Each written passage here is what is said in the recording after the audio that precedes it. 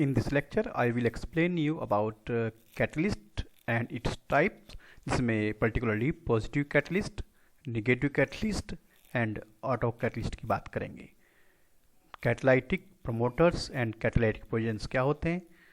Then after homogeneous catalysis, its examples and its mechanism. Heterogeneous catalysis, its example and mechanism. Heterogeneous catalysis का mechanism होता है adsorption theory. Features of catalyst, इसमें activity selectivity आ जाएंगे. Shape selective catalysis में zeolites हैं. And enzyme catalysis, its mechanism, कुछ इसके एग्जाम्पल्स भी लेंगे और इसका पर्टिकुलर मैकेनिज्म होता है key lock theory. And differences between ordinary catalyst and enzyme catalyst की बात भी करेंगे इस लेक्चर के अंदर. Catalyst, a substance that can change the rate of chemical reaction is known as catalyst. कोई भी substance, कोई भी metal, कोई भी chemical जो कि रिएक्शन के रेट को, रिएक्शन की स्पीड को चेंज कर देता है, कम या ज़्यादा कर देता है, ऐसे सब्सटेंस को कैटलिस्ट बोला जाता है. कैटलिस्ट कई टाइप के हो सकते हैं. पॉजिटिव कैटलिस्ट अगर रेट ऑफ रिएक्शन को इंक्रीज कर दे तो पॉजिटिव कैटलिस्ट होता है. Positive catalyst substance that increase, जो इंक्रीज कर दे वो पॉजिटिव कैटलिस्ट होता है.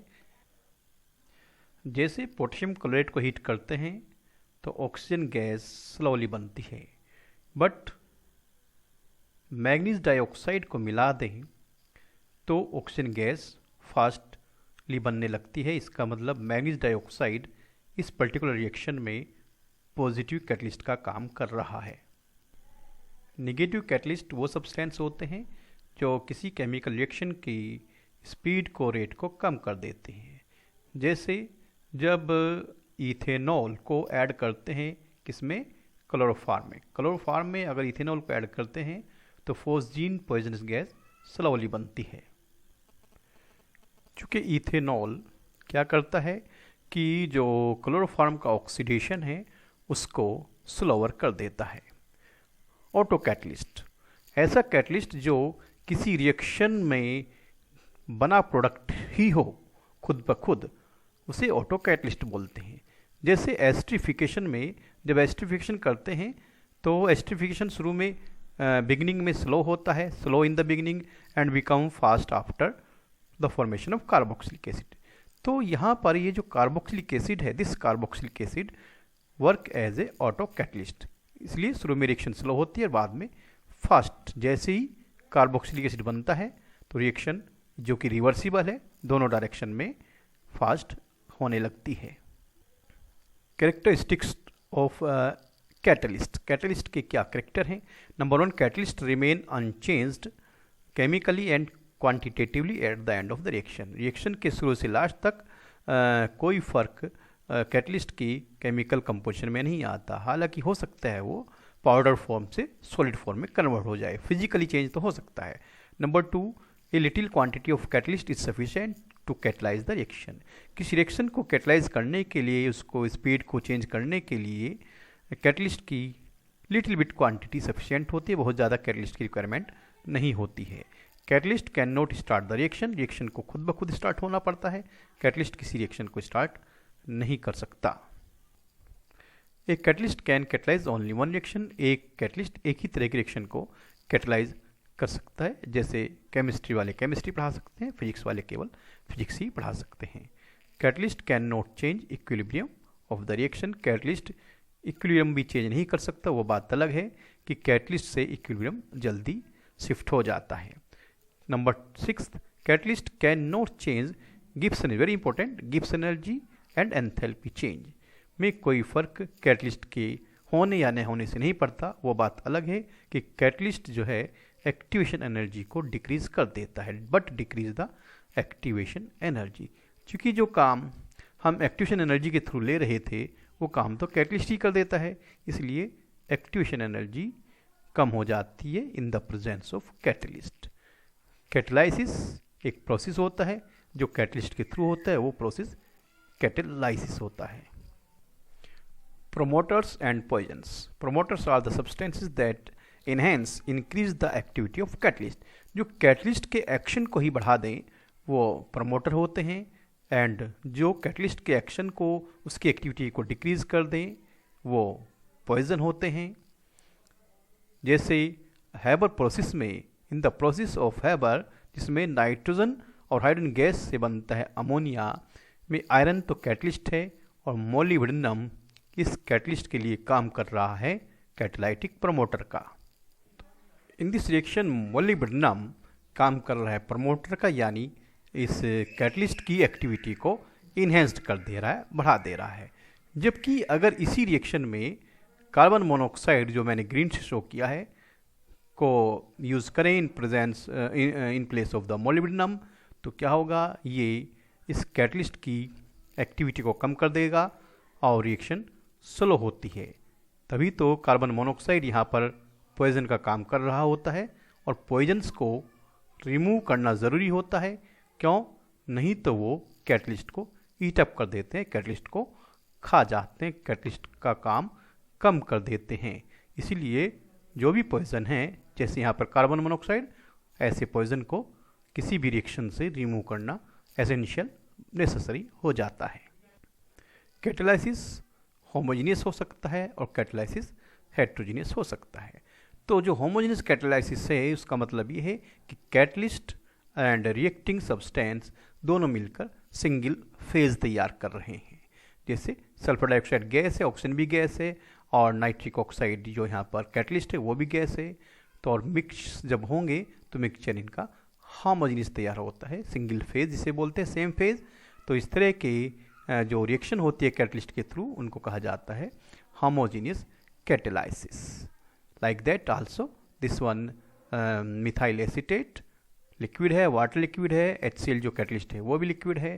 तो in such a conditions this one is the example of homogeneous catalysis. Okay, sucrose का वाटर में सॉल्यूशन लिक्विड होता है, वाटर खुद लिक्विड है, सल्फ्यूरिक एसिड लिक्विड है, तो मिक्स करने पर सिंगल फेज, सेम फेज आएगी. तो that is why this one is also the example of homogeneous catalysis. Mechanism of homogeneous catalysis. तो ये इंटरमीडिएट कंपाउंड फॉर्मेशन थ्योरी है. जैसे हम यहाँ पे X को कह रहे हैं कि कैटलिस्ट है, A एंड B रिएक्टेंट है, तो क्या होगा कि ये कैटलिस्ट सरफेस पर A या B में से कोई एक, A आ रहा है तो AX बनेगा, B आया तो BX तैयार हो जाएगा. तो इंटरमीडिएट AX फिर दूसरे रिएक्टिंग मॉलिक्यूल B से रिएक्ट करेगा और AB एज ए प्रोडक्ट तैयार हो जाएगा और कैटलिस्ट आउट हो जाता है. ऐसे ही मैंने यहाँ बताया कि अगर B मॉलिक्यूल कैटलिस्ट X के साथ इंटरमीडिएट बना रहा है BX, तो ये इंटरमीडिएट BX फिर दूसरे रिएक्टिंग मॉलिक्यूल A के साथ रिएक्ट करके फाइनल प्रोडक्ट AB बनाएगा और कैटलिस्ट यहाँ से बाहर हो जाता है for the further reaction. Homogeneous catalysis, sorry heterogeneous catalysis.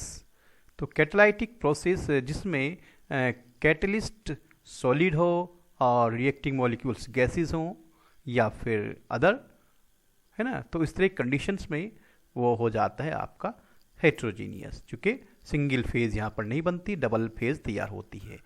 Platinum solid है और जो कि कैटलिस्ट है, और गैस सल्फर डाइऑक्साइड यहाँ पर रिएक्टिंग मॉलिक्यूल जो गैसेस होता है. In another iron is solid और जो कि कैटलिस्ट है, और अमोनिया गैस यहाँ पर रिएक्टिंग मॉलिक्यूल गैसेस फॉर्म में है. सिमिलरली इस रिएक्शन में platinum as a solid catalyst है और water gases form, steam form में है, नाइट्रिक ऑक्साइड भी स्टीम फॉर्म में है. तो इस तरह की कंडीशंस को आप बोलते हैं कि ये हेट्रोजीनियस कैटालाइसिस है. वेजिटेबल ऑयल्स जो लिक्विड होते हैं, हाइड्रोजन गैस मिक्स होने पर जब निकल सॉलिड के साथ डबल फेज बनाता है, सिंगल फेज नहीं रहता है, हेट्रोजीनियस मिक्सचर तैयार होता है. तो इस तरह की रिएक्शंस को, जिसमें वेजिटेबल ऑयल से वेजिटेबल घी तैयार होता है, हाइड्रोजिनेशन ऑफ वेजिटेबल ऑयल इसको बोलते हैं. तो this one is also the example of heterogeneous catalysis. अब बात करते हैं मैकेनिज्म ऑफ हेटेरोजीनियस कैटालाइसिस, जो कि एडजॉर्प्शन थ्योरी पर बेस होता है.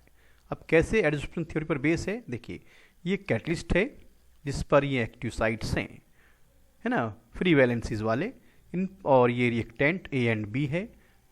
ठीक, तो इस थ्योरी में there are several steps. In first step diffusion of reactants to the surface of the catalyst. इस कैटलिस्ट सरफेस पर ये रिएक्टिंग मॉलिक्यूल्स का पहले स्टेप में डिफ्यूजन हुआ आ गए हैं। सेकंड स्टेप में एडजॉर्प्शन। सेकंड स्टेप में क्या हुआ है कि ये जो मॉलिक्यूल्स फर्स्ट स्टेप में आए थे, डिफ्यूज हुए थे, वो अब कैटलिस्ट सरफेस पर एडजॉर्ब हो गए। जो फ्री वैलेंसीज हैं उनमें आकर ये रिएक्टिंग मॉलिक्यूल्स एडजस्ट हो गए हैं।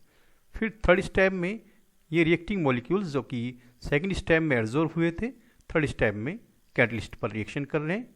कैटलिस्ट सरफेस जो प्रोवाइड हुई थी रिएक्शन के लिए उस पर रिएक्शन कर रहे हैं। रिएक्शन के बाद नेक्स्ट नंबर फोर्थ स्टेप में जब प्रोडक्ट बन जाता है तो प्रोडक्ट अलग हो जाते हैं, जिसको बोलते हैं desorption. This desorption is very important step of this mechanism. चूंकि अगर डिसॉर्प्शन नहीं होगा, प्रोडक्ट अलग नहीं होगा इस कैटलिस्ट सरफेस से रिएक्शन करने के बाद, तो फिर कैटलिस्ट सरफेस फर्दर प्रोवाइड नहीं हो सकता। तो मेन रोल डिसॉर्प्शन का क्या है, जो पहले भी एक्सप्लेन किया गया है कि ये जो प्रोडक्ट बन गया है, प्रोडक्ट का कैटलिस्ट सरफेस से रिएक्शन करने के बाद रिमूव हो जाना डिसॉर्प्शन होता है। और डिसॉर्प्शन के बाद कैटलिस्ट सरफेस फ्री हो जाता है फॉर द फर्दर रिएक्शन। फिर से डिफ्यूजन होगा, रिएक्टिंग मॉलिक्यूल्स का डिफ्यूजन होगा तो फिर एडजॉर्प्शन होगा, एडजॉर्प्शन होगा तो फिर रिएक्शन होगी, रिएक्शन होगी तो प्रोडक्ट बनेगी और वो फिर से डिसॉर्ब हो जाएगी, अलग हो जाती है। तो this desorption is very important for this purpose, है ना। This theory explains why the catalyst remains unchanged in the mass and chemical composition at the end of the reaction. इस थ्योरी से हमें पता चलता है कि कैसे कह सकते हैं कि जो कैटलिस्ट है वो मास और केमिकल कंपोजिशन में लास्ट तक एज इट इज रहता है। हालांकि ये जो मैकेनिज्म है ये एक्सप्लेन नहीं करता कि कैटालिटिक प्रमोटर और कैटालिटिक पॉइजन का क्या एक्शन और कैसे होता है। तो this theory is fail to explain the action of catalytic promoters and catalytic poisons. Important features, structures, characteristics of the solid catalyst. जो कैटलिस्ट सॉलिड फॉर्म है उनकी क्या इंपॉर्टेंट फीचर्स हो सकती है। Number first, activity. Activity ability to act. किसी भी catalyst के जो काम करने की एबिलिटी है उसे कहते हैं एक्टिविटी। जैसे यहाँ पर प्लेटिनम इस वाटर लिक्विड को hydrogen gas and oxygen gas में डिकम्पोज करा पा रहा है, तो ability of platinum to do so, यानी वाटर को हाइड्रोजन गैस और ऑक्सीजन गैस में डिकम्पोज कराना की जो एबिलिटी है, that is the activity of this catalyst platinum. Selectivity. Selectivity क्या होती है? Selectivity is the ability to direct the reaction to yield a particular product. एक अपना मनचाहा प्रोडक्ट बनाने के लिए कैटलिस्ट किसी रिएक्शन को कहाँ ले जा रहा है, किस डायरेक्शन में ले जा रहा है, वो जो उसकी एबिलिटी है डायरेक्शन करने की, वो सिलेक्टिविटी होती है। जिससे यहाँ पर देखें कार्बन मोनोऑक्साइड और हाइड्रोजन तीनों रिएक्शन में सेम रिएक्टिंग मॉलिक्यूल्स हैं, बट कैटलिस्ट निकल लेते हैं तो मीथेन बन रहा है। Copper zinc oxide chromium oxide का मिक्सचर लेते हैं तो मीथेनॉल बन रहा है, और कॉपर कैटलिस्ट लेते हैं तो यहाँ पर फॉर्मेल्डिहाइड बन जाता है। यानी कि कैटलिस्ट ही ये डिसाइड करेगा कि इन रिएक्टिंग मॉलिक्यूल से क्या प्रोडक्ट बनेगा, और कैटलिस्ट का ये डिसाइड करना ही होता है सेलेक्टिविटी, यानी ability to direct the reaction. ये निकिल इन रिएक्टिंग मॉलिक्यूल से रिएक्शन को कहाँ ले जा रहा है, मीथेन बनाने के लिए, जबकि this one catalyst is working for the reacting molecules carbon monoxide and hydrogen to produce methanol, and the copper is only working for the carbon monoxide and hydrogen gas to produce formaldehyde. So it is clear that action of the catalyst is highly specific in nature, यानी एक catalyst एक ही तरह की reaction को catalyse कर सकता है। जैसे निकिल किस रिएक्शन को कैटलाइज कर रहा है, कार्बन मोनोऑक्साइड हाइड्रोजन से मीथेन के बनने को। ये काम नहीं करेगा किसमें, कार्बन मोनोऑक्साइड हाइड्रोजन से मीथेनॉल बनने में। तो इसका मतलब कि this nickel catalyst is only for the formation of methane through carbon monoxide and hydrogen gas, that is special ability. Shape selective catalysis. वो कैटालिटिक रिएक्शंस जो कि कैटलिस्ट की शेप से जानी जाती हैं उन्हें बोलते हैं shape selective catalysis. Zeolites are good shape selective catalysts because their honeycomb like structure.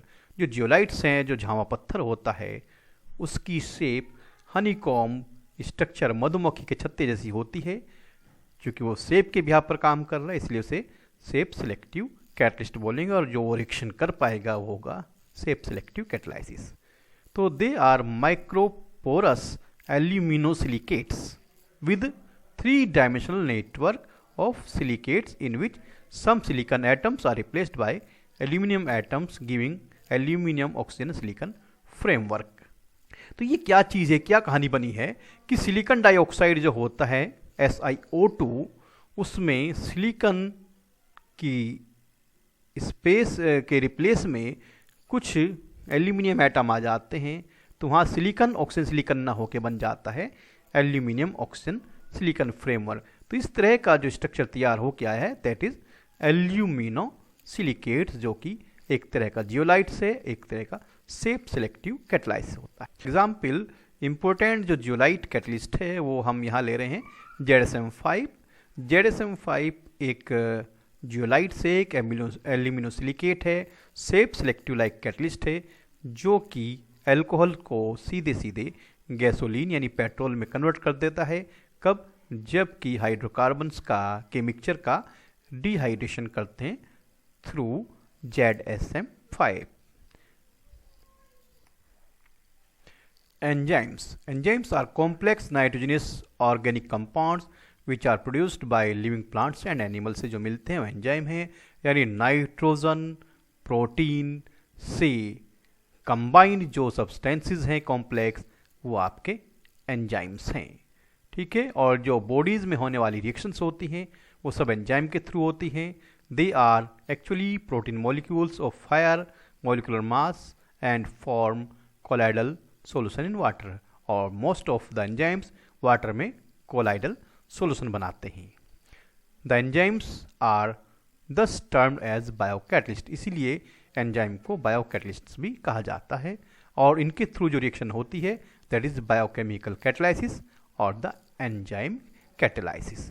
For example inversion of sugar, जो शुगर है कैसे किसमें कन्वर्ट होता है, इन्वर्टेज एंजाइम के थ्रू शुगर का ग्लूकोज एंड फ्रक्टोज में डिकम्पोज हो जाना, ये इन्वर्जन ऑफ केन शुगर है, and that is the example of enzymes. चूँकि यहाँ पर एंजाइम कौन है, इन्वर्टेज, और इन्वर्टेज एंजाइम क्या कर रहा है, केन शुगर को ग्लूकोज एंड फ्रक्टोज में कन्वर्ट कर देता है। Conversion of glucose into ethyl alcohol, glucose जाइमेज enzyme के थ्रू एल्कोहल में कन्वर्ट हो जाता है। स्टार्च डाइस्टेज एंजाइम के थ्रू माल्टोस में कन्वर्ट हो जाता है। यहाँ पर एक थोड़ी सी स्टोरी भी है छोटी सी। जब मक्का को चबा के खाते हैं, मक्का की रोटी को या खुद मक्का को, तो उसमें मिठास आने लगता है। क्यों? क्योंकि वो माल्टोज में कन्वर्ट हो जाता है। कैसे? क्योंकि स्टार्च जो मक्का है उसमें तो स्टार्च होता है, स्टार्च तो फीका होता है, फिर मीठा क्यों लग रहा है? क्योंकि जो स्लाइवा में एंजाइम होता है, वो एंजाइम सलाइवा के अंदर जो एंजाइम है वो स्टार्च को माल्टोस में कन्वर्ट करता है, इसलिए आपको जो मक्का है या उससे बनी हुई रोटी है वो चबाने के बाद मीठी लगने लगती है। माल्टेस एंजाइम शुगर को, केन शुगर को, चीनी को, गुड़ को, शक्कर को ग्लूकोज में कन्वर्ट कर देता है। ये जो माल्टोस है यहाँ पर, उसको ग्लूकोज में कन्वर्ट करने का काम किसका है? माल्टेस एंजाइम का। स्टोमक के अंदर जो पेप्सिन एंजाइम है वो प्रोटीन को पेप्टाइड में कन्वर्ट करता है, जबकि इंटेस्टाइन आंतों के अंदर ट्रिप्सिन एंजाइम प्रोटीन को एमिनो एसिड में कन्वर्ट कर देता है। Conversion of milk into curd through lactobacilli is also the example of enzyme कैटलाइसिस।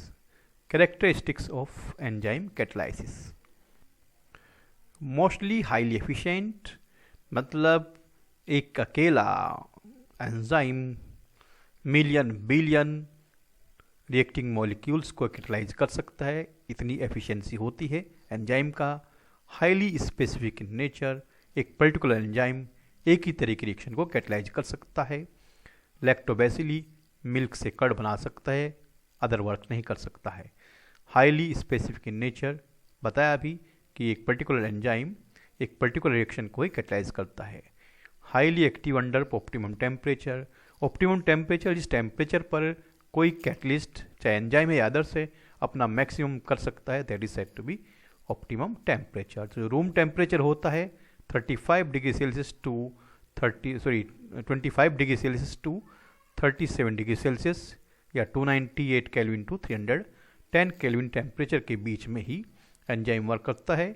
इससे कम टेम्परेचर पर कोल्ड में काम नहीं करता और इससे ज़्यादा टेम्परेचर पर हॉट एटमॉस्फेयर में भी काम नहीं करता। Highly active under optimum pH 5 to 7 weakly acidic medium में ही एंजाइम वर्क करते हैं, ना हाईली बेसिक में करते हैं।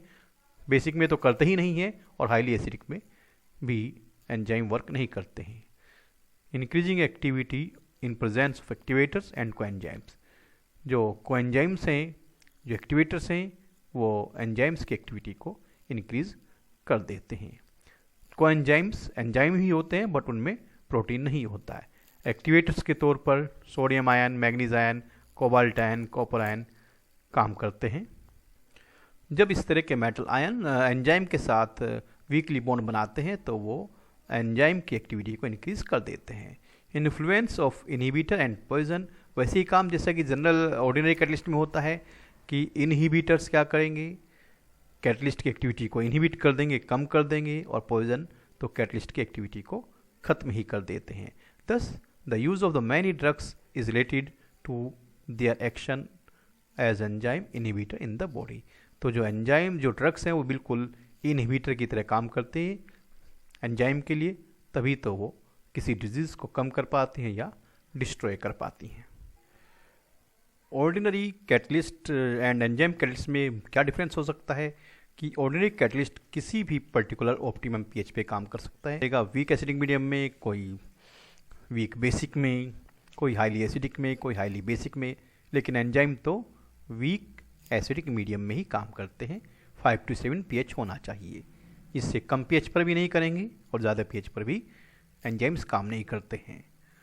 ऑप्टिमम टेम्परेचर, जो ऑर्डिनरी कैटलिस्ट हैं वो किसी भी टेम्परेचर पर काम कर सकते हैं। 0 to 5 डिग्री सेल्सियस पर कर सकते हैं, 2000 डिग्री सेल्सियस पर कर सकते हैं, 5000 डिग्री सेल्सियस पर पर्टिकुलर कैटलिस्ट काम कर सकता है। लेकिन जो एंजाइम कैटलिस्ट है वो तो 298 बट जो एंजाइम कैटलिस्ट है वो तो 298 केल्विन टू 335 केल्विन के बीच में ही काम करते हैं। ऑर्डिनरी कैटलिस्ट इनऑर्गेनिक सब्सटेंसेस होते हैं जबकि एंजाइम कैटलिस्ट ऑर्गेनिक सब्सटेंसेस होते हैं। मैकेनिज्म ऑफ एंजाइम कैटलाइसिस की लोक थ्योरी, तो कैसे कि ये एंजाइम है, ये सबस्ट्रेट है, तो सबस्ट्रेट एंजाइम की एक्टिव साइट में फिट हो जाता है बिल्कुल वैसे ही जैसे की लॉक में फिट हो जाती है और बनता है इंटरमीडिएट कंपाउंड ES, ई एंजाइम, S सबस्ट्रेट जो रिएक्टिंग मॉलिक्यूल्स है।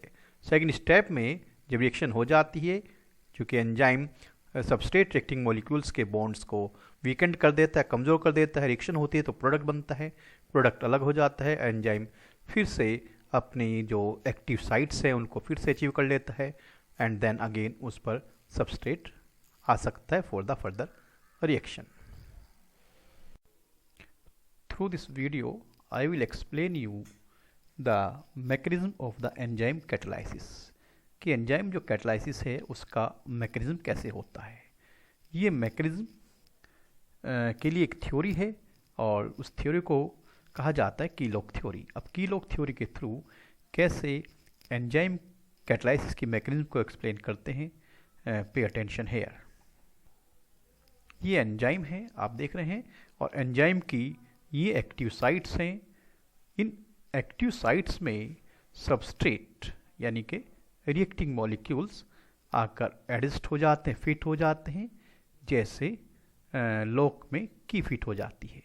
सबस्ट्रेट मॉलिक्यूल जैसे ही इस एंजाइम में फिट होंगे तो बनेगा एंजाइम सबस्ट्रेट कॉम्प्लेक्स और यहाँ पर ये एंजाइम इनकी बॉन्डिंग कमज़ोर करेगा बॉन्ड्स को, तो रिएक्शन होगी, रिएक्शन के बाद बनेंगे प्रोडक्ट और जो प्रोडक्ट बनेगा तो एंजाइम से ये प्रोडक्ट डिफ्यूज़ हो जाएगा, डिज़ोल्व हो जाएगा, अलग हो जाएगा। और ये जो एंजाइम है, जैसे ही इससे ये प्रोडक्ट अलग हुआ, एंजाइम ने फिर से अपनी जो एक्टिव साइट्स हैं उनको रिगेन कर लिया है।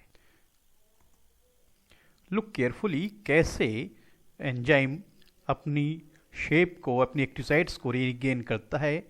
कब? जबकि प्रोडक्ट उस सरफेस को छोड़ देता है। Look here, that is reshaped. अब एक्टिव साइट्स आ गए हैं तो यहाँ पर फिर से रिएक्टिंग मॉलिक्यूल्स आएंगे और रिएक्शन करेंगे, प्रोडक्ट बन जाएगा। इस एंजाइम में 2 एक्टिव साइट्स हैं। हो सकता है कि इस एंजाइम में अकेला ही एक्टिव साइट्स हो, और अकेला ही एक्टिव साइट्स होगा तो उसमें अकेला रिएक्टिंग मॉलिक्यूल्स आकर एडजस्ट होगा और वो 2 प्रोडक्ट बना सकता है।